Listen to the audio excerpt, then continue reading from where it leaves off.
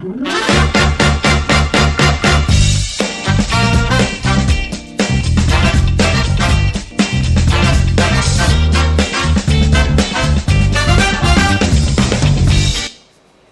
a-t-il des solutions durables au dossier ou à la question sécuritaire dans l'Est du pays? La question caresse nos esprits partout, d'abord au Congo et en dehors d'ici. Oui, d'abord, nous, les Congolais, d'ici et d'ailleurs. Nous allons aborder ce sujet avec d'autres questions connexes d'actualité. Ce sont des réponses que nous attendons de l'invité, Dr Émile Ilunga Kalambo. Bienvenue. Merci. Vous êtes politique. Vous êtes ancien premier vice-président du Sénat, sous 1+4. Aujourd'hui, on peut dire à la réserve, comment on dit, à la retraite politiquement, parce que vous êtes rentré à votre métier initial, la médecine. Je ne suis pas à la retraite. Je suis citoyen congolais, très intéressé par ce qui se passe dans mon pays et prêt à donner un point de vue du citoyen libre. Dr Ilunga, d'abord le gouvernement des guerriers. Vous avez suivi leur capitaine, le discours programme, qui a reçu le quitus dans une séance plénière marathon. Ils sont à l'ouvrage où ils se sont mis au travail. Un mot sur cette équipe des guerriers et leur mission, les défis qui les attendent. Je commencerai d'abord pour vous dire que je souhaite introduire mon propos par une citation de Napoléon. Napoléon avait dit à ses soldats qui venaient de batailler à Auschwitz, il suffit de dire « J'étais à Auschwitz » pour qu'on vous réponde « Voilà un brave ». Vous me dites que le gouvernement actuel est un gouvernement des guerriers qui n'ont pas fait la guerre. Mais je pense qu'il faut leur donner la chance de travailler. On va apprécier l'arbre à ses fruits. Bon, je voudrais d'abord aussi vous dire que le jour de l'accouchement laborieux au forceps de ce gouvernement, j'ai eu une pensée historique. C'est que nous avons connu le 18 Brumaire congolais.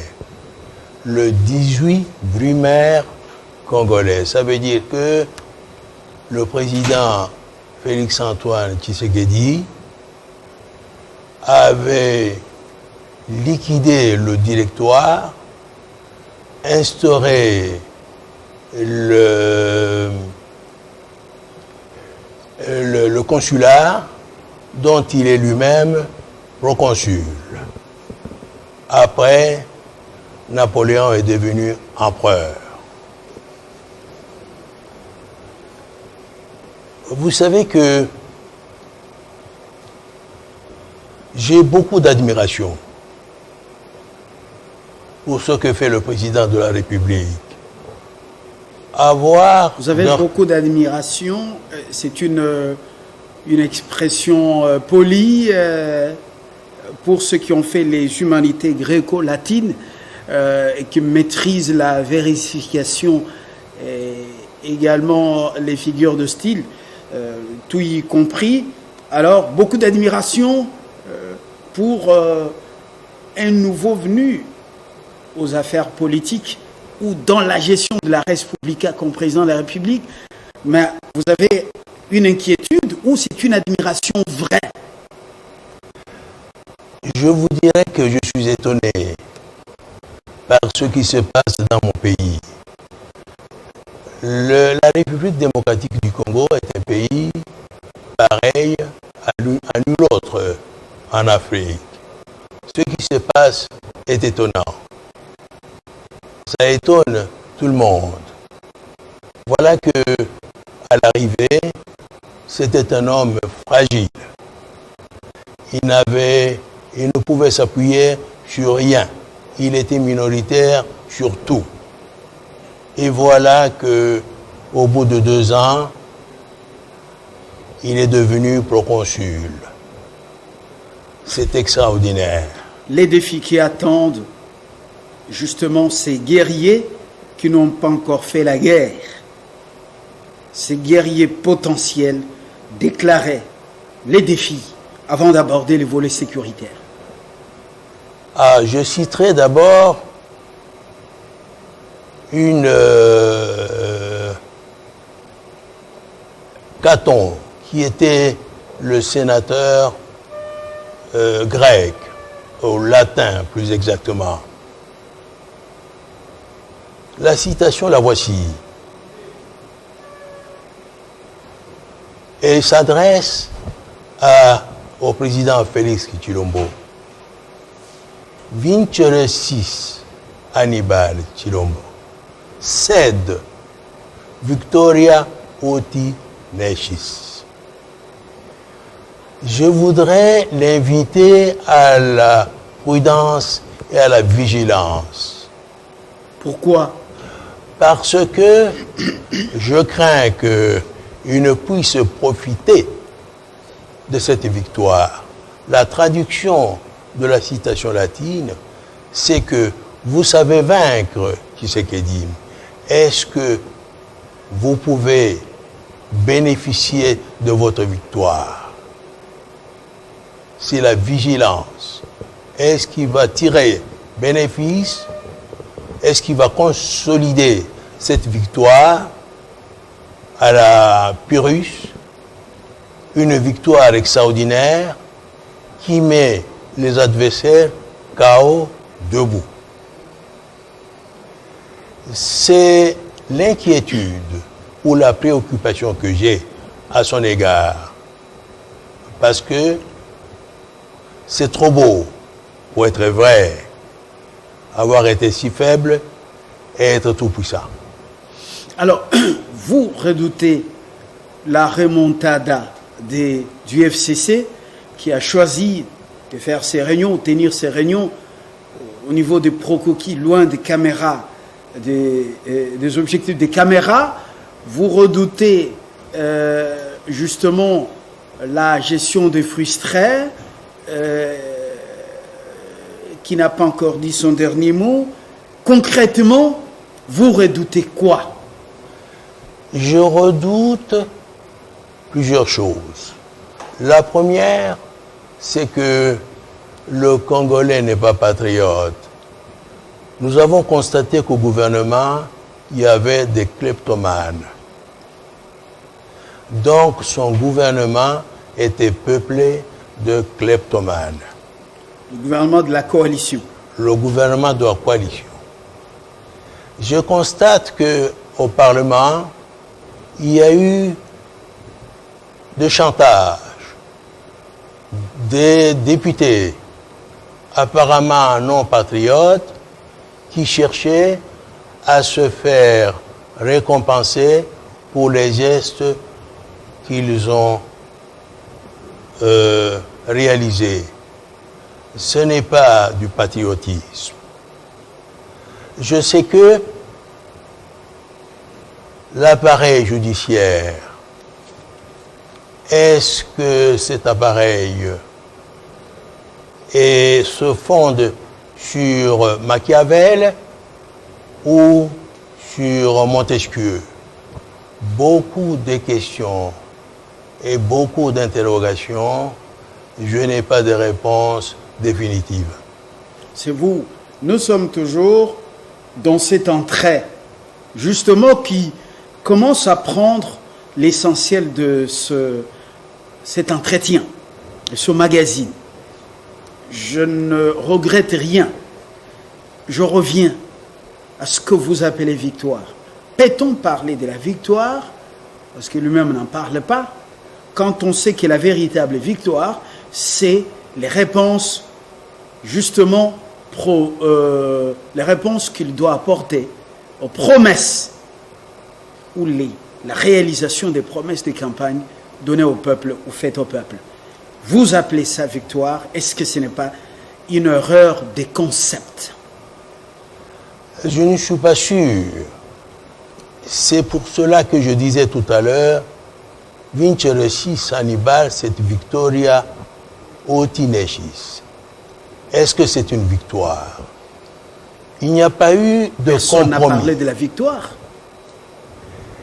Mais écoutez, il a gagné. On ne peut pas dire qu'il a perdu. Le gouvernement a été voté par un score soviétique. C'est extraordinaire. Pas un seul non. Pas une abstention. Qu'est-ce que vous appelez cela? Vous appelez cela comment? C'est même pas une victoire, c'est un triomphe. Alors, ce triomphe est fondé sur quoi? Tout reste à résoudre. Votre crainte est fondée sur le fait que les Congolais, pour la plupart, ne sont pas patriotes. Pas tous. Pour la plupart, ne sont pas patriotes. C'est ça, justement, la base de votre crainte ou le motif de votre crainte. Mais nous fermons la parenthèse avec espoir de la rouvrir à un autre moment. D'accord. Dans le cadre de notre format. D'accord. Peut-être autour de cette table.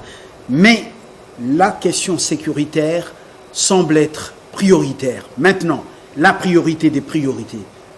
Vous êtes de ceux qui avaient pris les armes contre Mobutu.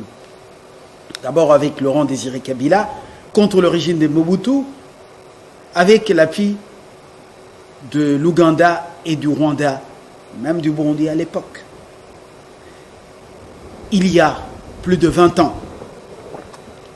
Et les choses ont beaucoup évolué. Nous allons tout droit au but. Est-ce qu'il existe des solutions durables à cette affaire, ces dossiers d'insécurité dans l'est du pays? S'il y en a, lesquels? Y a-t-il de solutions clés en main? Je ne crois pas. Il n'y a pas de solution si l'état sinistré que Mobutu nous a légué, si cet état n'est pas rétabli, parce que la première question, c'est l'érection d'un état congolais. Il n'y a pas d'état, parce que il n'y a pas eu de patriotes au gouvernement, à l'Assemblée, à la justice. Pour être capable de résoudre les problèmes de notre pays, il faut d'abord avoir un État fort. Un État fort par rapport aux voisins. Sous Mobutu, Mobutu faisait la loi. C'est lui qui dictait aux dirigeants des pays voisins. Abilimana, c'était son petit frère. Nous avons été au Tchad pour secourir Tombalbaye. Nous avons été au Rwanda pour secourir Abilimana. Il y avait un État fort.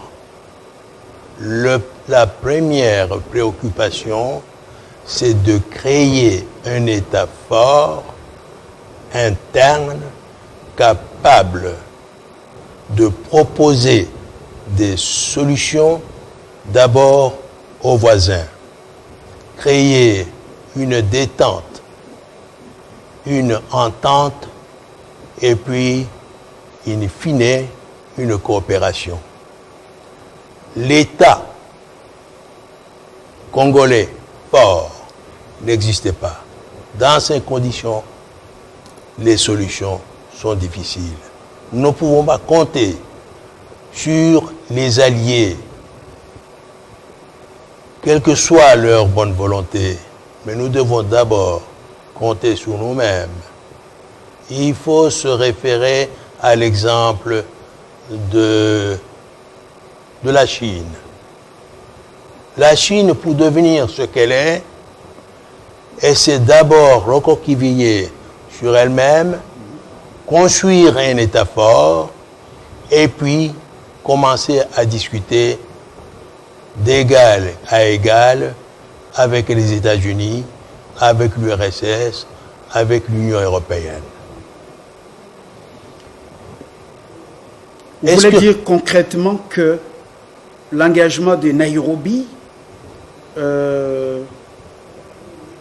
c'est pas une bonne nouvelle pour les Congolais, encore moins pour son armée?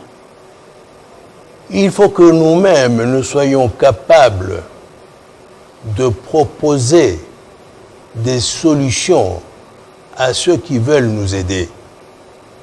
Ceux qui nous aident n'ont pas à nous dicter ce qu'il faut faire. C'est ça ma préoccupation principale. Bien sûr, le pays de Jomo Kenyatta, qui a conquis l'indépendance grâce aux armes, c'est un pays fiable. Ce pays n'est pas voisin. Nous n'avons pas de frontières communes avec le Kenya. Le Kenya. Qu'est-ce que vous craignez? C'est que les voisins... Un ami lointain, un frère lointain, ne peut-il pas apporter une expertise comme la sienne dans la lutte contre le djihadisme, le terrorisme avéré? Est-ce que son aide, lointaine soit-elle, n'est pas la bienvenue? Non, je ne refuse pas. Qu'est-ce que vous craignez concrètement? Parce que vous êtes passé par également le RCD Goma. Exact. Et il faut souligner ici votre courage d'avoir accepté de sacrifier les intérêts du ventre au profit du pays et du patriotisme. En fait, au profit de cette grande nation et de son peuple. Je le dis en résumé, et on passe. Alors, qu'est-ce que vous redoutez pour Nairobi? Parce que Nairobi partage ses frontières avec d'autres pays qui nous ont été hostiles à l'époque. C'est exact. En fait, d'abord, j'applaudis de deux mains l'arrivée du président kenyan ici, chez nous, et l'intention manifestée pour nous venir au secours et nous sortir de ce bourbier de l'Est du Congo. J'étais moi-même président du RCD. Je connais les agendas cachés des pays voisins. Je les connais. Les pays voisins autour de nous. Autour de nous. Mais le Kenya n'est pas voisin directement, il est un peu lointain. Il est lointain et pour nous aider, il eût fallu qu'il fût plus proche. Parce que tout sera fait pour empêcher de rendre cette aide aléatoire. Vous savez, c'est à Nairobi où s'opèrent certaines actions contre notre pays. Et je sais que... De manière diffuse, c'est-à-dire dans des cercles informels, mais pas quand même le gouvernement de Nairobi dirigé par un fils de l'Afrique, Uhuru Kenyatta. Je vous pose la question. Ce qui se prépare contre le pays, ce sont les cercles informels de ceux qui viennent d'ailleurs pour rester à Nairobi, ou c'est Nairobi officiellement qui le prépare contre nous? Nairobi, le Kenya est un pays souverain. Le Kenya ne peut pas ignorer ce qui se passe, se trame, se prépare à Nairobi. Alors on peut s'interroger pourquoi ce gouvernement-là a permis certaines actions. Je me rappelle de ce qui s'est passé à Jobour, lorsqu'on a attenté à la vie de Kayumba, le général Kayumba. L'Afrique du Sud a immédiatement réagi, a pratiquement rompu les bonnes relations qu'elle avait avec le Rwanda. C'est une réaction autoritaire d'un État souverain. Je n'ai pas encore entendu, je n'ai pas encore vu une telle action à Kigali, alors que beaucoup de choses se passent là. Ah, vous parlez des Nairobi, à Nairobi, parce que c'est un lapsus tout à l'heure à Kigali. Ah voilà, à Nairobi. Concrètement, Nairobi laisse faire, ça signifie, selon vous, une complicité? Je ne dirais pas une complicité avérée. Je dirais une négligence, alors, pour être un peu plus diplomate. Je crois que je ne doute pas de la volonté manifestée par le président Jomo Kenyatta. Uhuru Kenyatta, le fils de Jomo. Le petit-fils. Ah, voilà, le petit-fils, oui. Le petit-fils de Jomo Kenyatta, le combattant, le premier combattant. Ah, savez-vous que j'avais 13 ans quand j'ai entendu de la lutte de libération de Jomo Kenyatta? On appelait la lutte pour Uhuru. C'est du Swahili. C'est vous dire que Jomo Kenyatta nous a beaucoup inspirés quand nous étions jeunes. Je ne doute pas de la volonté du président, le petit-fils de Jomo Kenyatta, de nous venir en aide. Je sais que l'accord entre Kamere et le président Tshisekedi a eu lieu à Nairobi. Je sais que le président Kenyatta a été le seul à la prestation du serment de Félix Antoine Tshisekedi.